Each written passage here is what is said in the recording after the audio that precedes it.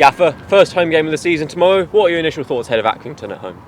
Well, looking forward to it. It'll be a tough game. John's done a very good job at Accrington, and I think they're a good side, a good League One team, progressed over the years, consolidated themselves into as I said, a good League One team now. So tough game for us, but one we're looking forward to.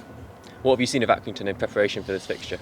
Well, a little bit in pre-season, but you can't go too much on pre-season because the teams are jumbled around a fair bit. Obviously, I've watched the game against Charlton along with the members of staff. So, we'll be working off of that. I don't know if there'll be too many changes to their team. There could be maybe one or two, without sort of letting everyone know what we think their changes could be if there are changes. And that's down to John himself and his staff to pick whatever team he thinks is right for this weekend. Both ourselves and Accrington had a lot of shots at the weekend. We had 17, they had 23 against Charlton. I know it's only one stat and it's one game, and tomorrow will be very different for both sides, but do you think it'll be an exciting fixture? Well, I think the games against them that we've had so far have been, I would say there's been plenty of goalmouth action. There's no reason why it won't be an exciting game. It's still early in the season, there's still a freshness. Players are still looking to find their feet in John's team and in my team, I would imagine. So, there's no reason why it shouldn't be an exciting game. Tomorrow also sees the return of Sean Worley very early on in the season. You mentioned in your programme notes that you're looking forward to seing him again.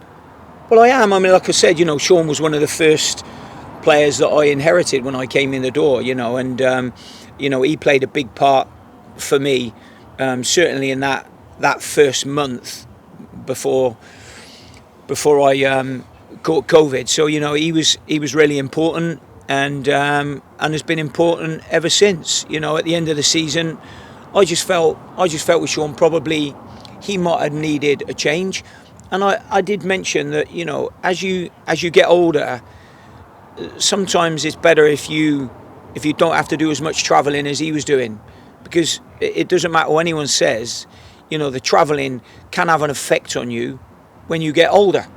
And I mentioned to him about potential clubs up and in around that area, and Accrington was one of the clubs that we spoke about, and thankfully he got sorted out with a contract at Accrington, and gets to spend a little bit more time at home with his family rather than being stuck on the M6 in traffic.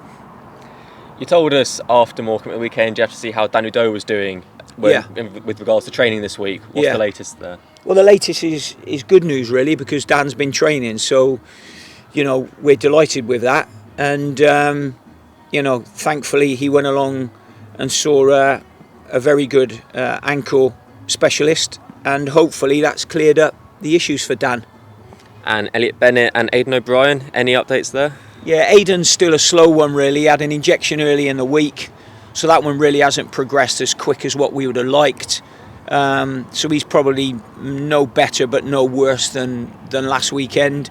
And Elliot Bennett is still obviously a longer term rehabilitation period, so we've just got to wait our time a little bit with Elliot, but Elliot will be weeks more than days.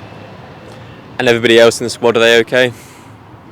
Yes, everybody else is all good. We're all looking forward to it. Thank you, Gaffer. Pleasure.